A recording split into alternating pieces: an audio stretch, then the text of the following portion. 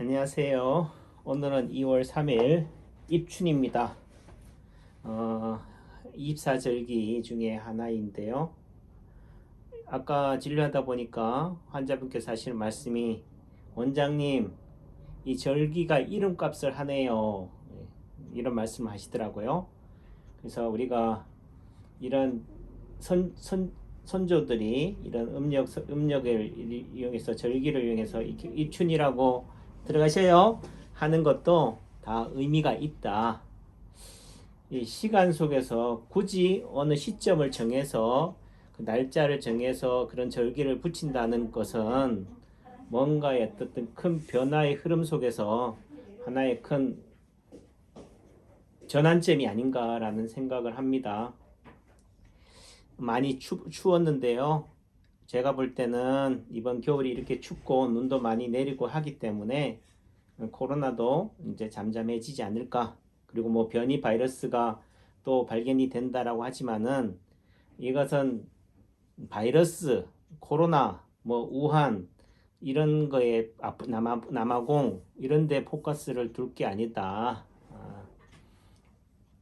기후와 환경에 따라서 우리가 뭐 강을 건너면은 탱자가 귤이 탱자가 된다고 하듯이 이런 지역과 환경에 따라서 바이러스도 지도 살려고 적응하는 과정 속에서 바뀌어지는 것이지 뭐 또 뭔가 또 새로운 뭐 특별한 이런 관점으로 볼 건 아니다. 우리가 입장에서는 그런 바이러스에 일일이 신경을 쓰기보다는 면역력, 자생력을 믿고 열심히 즐겁고 건강하게 편안하게 살았으면 좋겠다라는 생각을 합니다. 들어가셔요. 예. 의학의 문외한이 발견한 파동원리, 그 박종부 선생님의 어떻게 알게 되었을까? 이 내용을 하는데요. 82쪽에.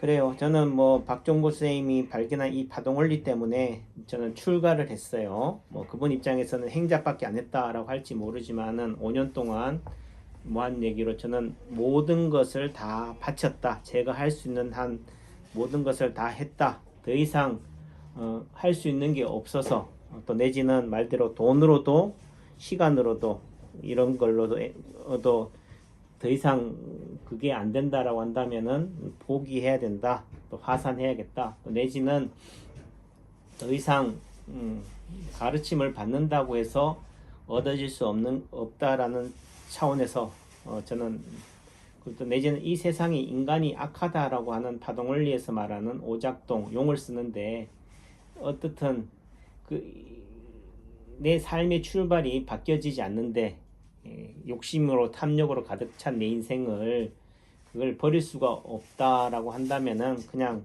그걸 인정하자, 받아들이자 라는 생각으로 저는 이제 한 거고요.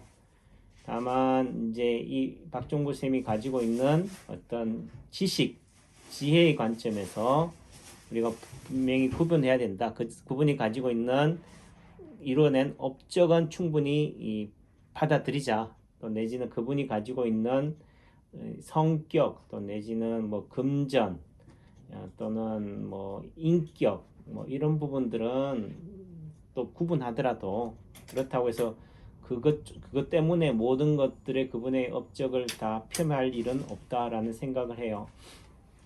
우연히 유튜브를 보다 보니까 조현TV 휴심정이라는 채널을 발견했어요. 근데 이분이 한겨레 신문 기자더라고요.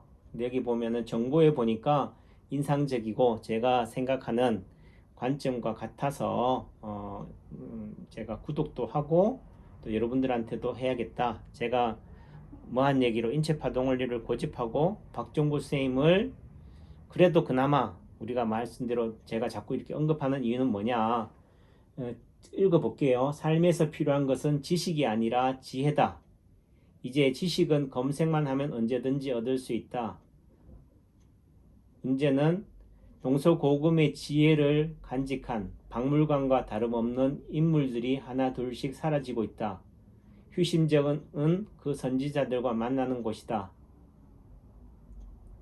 그러니까 이런 말씀을 했는데 어찌 보면은 우리가 선지자 이런 얘기보다는 선각자, 제가 볼 때는 박종구 쌤이 그래도 우리가 지식의 습득 답습에만 안주하고 있는 삶 속에서 뭐 저도 교수 생활을 했지만 대부분 그냥 달달달달 외워가지고 그걸 앵무새처럼 읊어주는 역할밖에 안 됐어요. 대부분 의대 교육이 그런 거고, 하지만은 좀 더 인생을 살아가는 입장에서는 이런 지혜에 대한 목마름, 지혜에 대한 갈구, 또 지혜에 대한 이런 깨달음을 얻은 사람에 대한 가치를 저는 이 박종구 쌤을 만나서 알게 된 거고, 인체 파동 원리가 얘기하는 것이 단순한 치료 자리가 아니다. 지식이 아니다. 삶에 대한, 세상에 대한, 인체에 대한 지혜를 가르치기 때문에 그런 관점에서 저는 이 가치를 높게 평가하는 거다라는 말씀을 드립니다. 여러분들도 뭐 한 얘기로 제가 이 남창기 박사가 쓴 인체 파동원리 책 또는 이 제 유튜브 채널을 통해서 단순한 지식의 습득에 허리 아픈데 어디에 침 놓더라, 어디를 지압하면 되더라, 이거는 방편인 거지 궁극적인 목적의 본질이 아니다라는 거죠. 그 본질을 찾아가는 여러분들이 되었으면 좋겠다. 저도 한동안 제가 이렇게 이 남창기 박사가 쓴 인체 파동 원리 책 소개 강의를 하면서 너무 매주알 꼬주알 하는 것들에 대해서 제가 회의를 가졌던 것이 단순한 지식의 전달에만 머무르는 게 아닌가라는 그런 좀 회의 때문에 제가 방향성을 좀 잃기도 하고 계속 가야 되느냐라는 의구심을 가졌었지만은 그래도 그 속에서도 제가 찾고자 하는 또 여러분들한테 전하고자 하는 것은 바로 그런 지혜다. 그 지혜의 출발은 뭐라고요? WHY 왜? 그러니까 왜 남창규가 굳이 이런 얘기를 할까? 또 내지는 우리가 말하는 박종구 쌤이 왜 저런 얘기를 할까?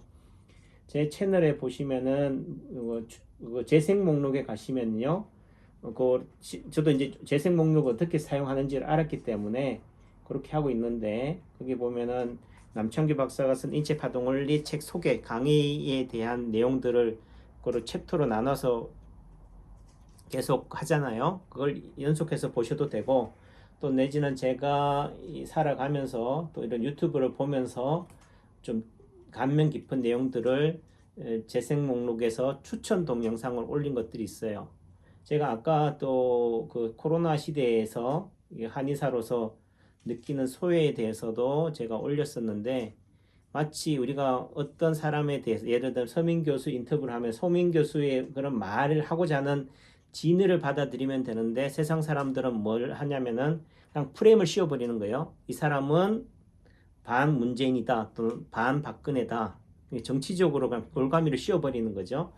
제가 이러한 돌이나 나무 또는 전통 문화를 좋아하기 때문에 저는 이제 예전부터 손혜원 전 의원님 같은 경우를 제가 좋아했어요. 그분이 나전칠기에 대해서 어느 누구보다도 그 가치를 알고 또 장인들을 후원해 왔던 부분들이 되는데 문제는 이분의 어떤 정치 색깔을 핑계로 그냥 프레임을 씌워버리잖아요. 모든 것들을 다 정치적으로 그냥 매장시켜버리는 이런 것들을 보면서 세상은 참 악하다.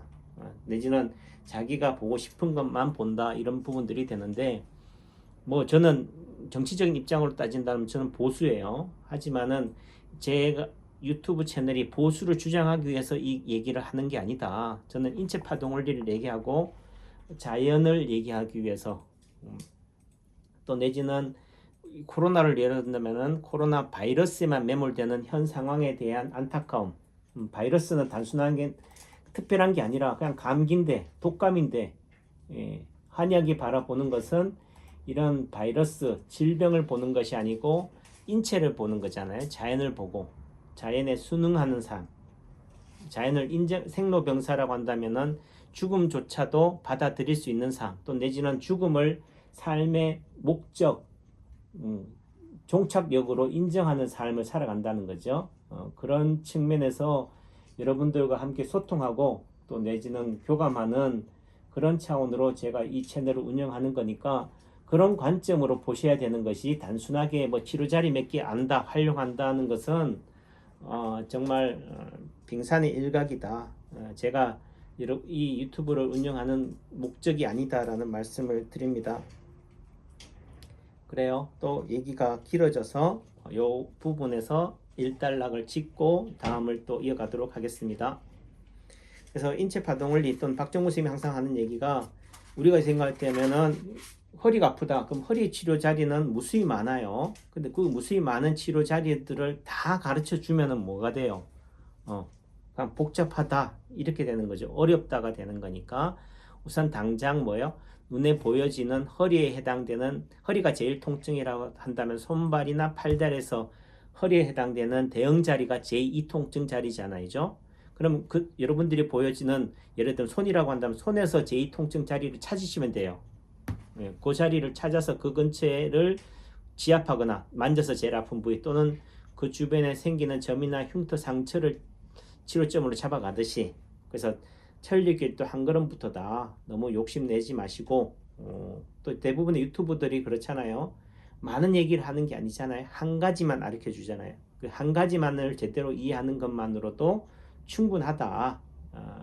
또 저 뭐한 얘기로 제가 존재하는 한 또 제가 유튜브 채널을 뭐한 얘기로 뭐 세상이 저에 대해서 씹지 않는 한 그래도 제가 가진 지식뿐만이 아니고 지혜에 대한 부분들을 그냥 고스란히 저는 나눠줄 생각을 하고 이렇게 해가는 거니까 이왕이면은 손뼉도 마주쳐야 되고 또 뭐한 얘기로 들을 게 있는 사람은 많이 들을 수 있듯이 여러분들의 마음이 열린 상태로 제가 하늘을 가리킨다면 달을 가리킨다면 달을 보셔야 되는 거지 손을 봐서는 안 된다.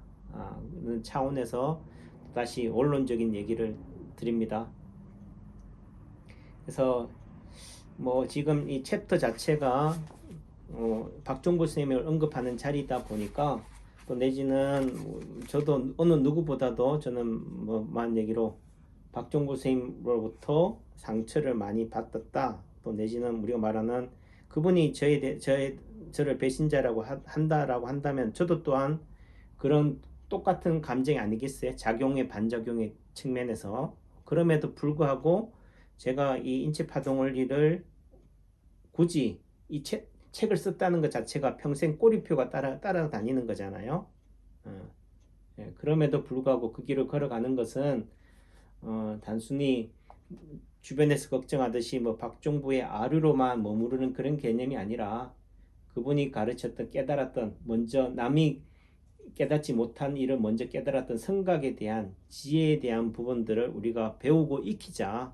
그리고 또한 그것이 어느 한 사람의 특별한 기술이 아니라 어느 누구든지 가능하다라는 측면에서 내지는 남창규만이 잘났다 이런 얘기를 하는 자랑하는 장으로서 이걸 얘기하는 게 아니잖아요.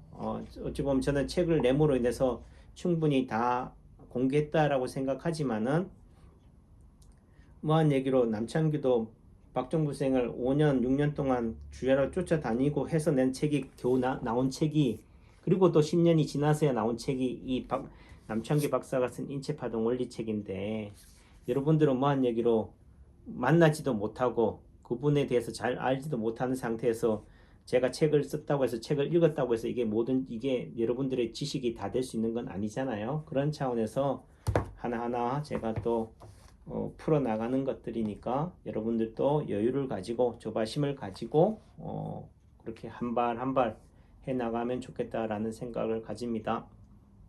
이 동영상은 여기서 마무리하도록 하겠습니다. 감사합니다.